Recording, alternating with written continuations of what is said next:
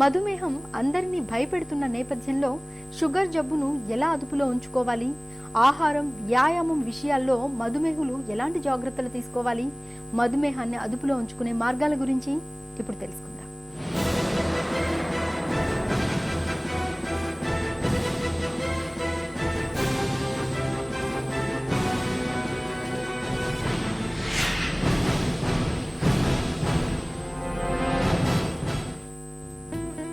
ఆహారం, వ్యాయామం.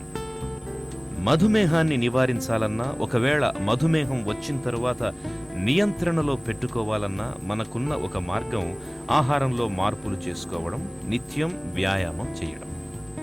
అయితే మధుమేహులు తినే ఆహారం విషయంలో ఇప్పటికీ ఎన్నో అనుమానాలు. అన్నం, స్వీట్లు, పళ్ళు, చపాతీలు, ఇలా ప్రతి ఆహార విషయంలోనూ మధుమేహులను అనేక అనుమానాలు చుట్టుముడుతుంటాయి. అలాగే వ్యాయామం విషయంలో కూడా వ్యాయామం చెయ్యాలా వద్దా, ఒకవేళ చేస్తే ఎంతసేపు చేయాలి, ఇలా ఎన్నో సందేహాలు. డైట్, మనం తీసుకునే పదార్థాల్లో carbohydrates, proteins, fats as per the diet plan మనం ప్రతి మనిషికి తీసుకోవాలి. మనం తీసుకునే ఆహారం మనకు అలవాటు 3 పూటలు తీసుకునే అలవాటు, మధ్యాహ్నం ఎక్కువ తినే అలవాటు, నైట్ రైస్ చాలా ఎక్కువ తినే అలవాటు. ఈ మనం తినే క్యాలరీస్ని 5 భాగాలుగా, రోజుకి 3 భాగాలు కాకుండా 5 భాగాలుగా చేసుకొని తినటం చాలా మంచిది. ఎందుకంటే మన శరీరంలో అడిషనల్గా మనం భోంచేయగానే పెరిగే షుగర్ని మేనేజ్ చేసేంత అవసరమైనంత ఇన్సులిన్ మన బాడీలో ప్రొడ్యూస్ అవ్వట్లేదు మధుమేహం ఉన్న వ్యాధిగ్రస్తుల్లో. దానివల్ల ఏంటంటే చిన్న మోతాదుల్లో ఎక్కువ సార్లు తీసుకోవడం చాలా మంచిది. రెండోది, స్వీట్స్ తీసుకోవచ్చా, తీసుకోవాలి.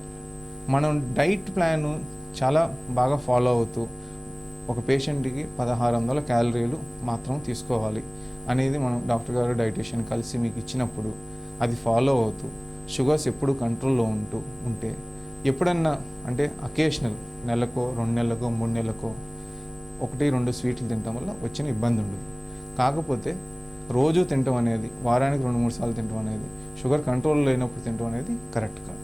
ఎక్సర్సైజ్కి వస్తే కంపల్సరీ 150 మినిట్స్ అంటే రోజుకి కనీసం అరగంట ఎక్సర్సైజ్ కనీసం 5 రోజులు వారానికి చేసేట్టు మనం ప్లాన్ చేసుకోవాలి.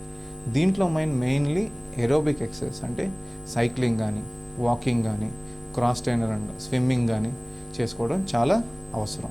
దీనివల్ల మనకి రక్తంలో షుగర్ కంట్రోల్ చాలా బాగా ఉంటుంది. రెండోది ముఖ్యంగా గమనించాల్సింది, మన షుగర్స్ బాగా హైగా ఉన్నప్పుడు మాత్రం స్ట్రెన్యూస్ ఎక్సర్సైజ్ చేయటం అనేది మంచిది. షుగర్స్ 250 కంటే ఎక్కువ ఉన్నాయనుకోండి, ఆ టైంలో ఎక్సర్సైజ్లు చేయడం కూడా మంచిది కాదు. షుగర్స్ కంట్రోల్లో ఉండటానికి హెల్ప్ చేస్తుంది. బాగా ఎక్కువ షుగర్స్ ఉన్నప్పుడు కూడా చేస్తే దానివల్ల వచ్చే అర్థాలు కూడా ఉంటాయి.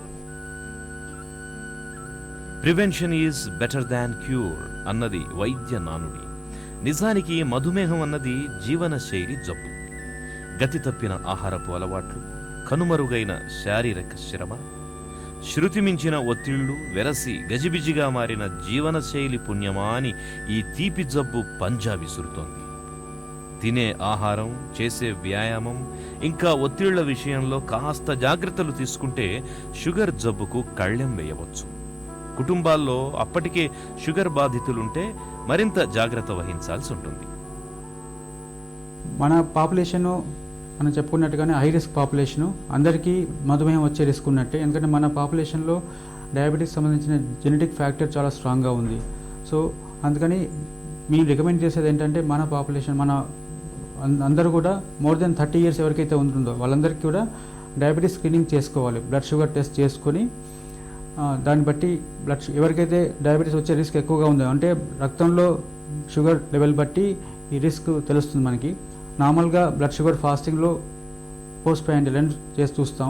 ఫాస్టింగ్లో కనుక 100 mg/dL తక్కువగా ఉంటే అది నార్మల్గా ఉన్నట్టు, 100 to 125 మధ్యలో ఉంటే అది ప్రీ డయాబెటీస్ కిందకి వస్తుంది, 125 కంటే ఎక్కువగా ఉంటే డయాబెటీస్ కిందకి వస్తుంది. అలాగే పోస్ట్ ప్యాండియల్ స్టేట్లో చేసినట్టయితే less than 140 is normal, 140 to 200 మధ్యలో ఉంటే అది ప్రీ డయాబెటీస్ కిందకి వస్తుంది, మోర్ దెన్ 200 ఉంటే డయాబెటీస్ కిందకి వస్తుంది. సో ఎవరైతే ఈ ప్రీ డయాబెటీస్ స్టేజ్లో ఉన్నారో ఈ టెస్ట్ ద్వారా తెలిసినప్పుడు, so they are at high risk of progression to diabetes అనమాట. సో ఎవరికైతే ఈ ప్రీ డయాబెటీస్ ఐడెంటిఫై అవుతుందో వాళ్ళు కనుక ఆ స్టేజ్లో జాగ్రత్త పడి హెల్తీ లైఫ్ స్టైల్ అలవాటు చేసుకొని హెల్తీ బ్యాలెన్స్డ్ లో క్యాలరీ లో గ్లైసెమిక్ ఇండెక్స్ ఫుడ్ అలవాటు చేసుకొని రెగ్యులర్గా ఫిజికల్ ఎక్సర్సైజ్ అలవాటు చేసుకుని చేసినట్టయితే వాళ్ళు డయాబెటీస్ రాకుండా ప్రివెంట్ చేసుకునే వీలుంటుంది. అలా కాకుండా రిస్క్ ఫ్యాక్టర్స్ ఎవరికైతే ఉన్నాయో, అంటే ఇన్ జనరల్ అందరికీ రిస్క్ ఉంటుంది, అది కాకుండా ఫ్యామిలీ హిస్టరీ ఎవరికైతే ఉందో, అంటే ఆల్రెడీ ఫ్యామిలీలో ఎవరికైనా డయాబెటీస్ వచ్చి ఉంటే మిగతా ఫ్యామిలీ మెంబర్స్కి రిస్క్ ఎక్కువగా ఉన్నట్టు. సెడెంటరీ లైఫ్ స్టైల్, ఎవరికైతే లైఫ్ స్టైల్ సెడెంటరీగా ఉందో, అంటే ఫిజికల్ ఎక్సర్సైజ్ తక్కువగా ఉండి ఎక్కువగా కూర్చొని చేసుకునే జాబ్ చేస్తున్నారో ఇలాంటి వాళ్ళకు కూడా డయాబెటీస్ రిస్క్ ఎక్కువగా ఉన్నట్టు. సో ఈ రిస్క్ ఫ్యాక్టర్స్ ఎవరికైతే ఉన్నాయో వీళ్ళందరికీ కూడా ఈ లైఫ్ స్టైల్ చేంజెస్ చేయడం ద్వారా, హెల్తీ బ్యాలెన్స్డ్ లైఫ్ ఫుడ్ తీసుకోవడం, రెగ్యులర్గా ఫిజికల్ ఎక్సర్సైజ్ చేసుకోవడం ద్వారా ఈ లాంగ్ టర్మ్లో డయాబెటీస్ రాకుండా ప్రివెంట్ చేసుకునే అవకాశం ఉంటుంది. మధుమేహం నిబురుగప్పిన నిప్పు లాంటిది. ఆదమరిస్తే ఆపదల్ని కొని తెచ్చుకున్నట్లే అవుతుంది. షుగర్ విషయంలో నిరంతర అప్రమత్తతే శ్రీరామ రక్ష.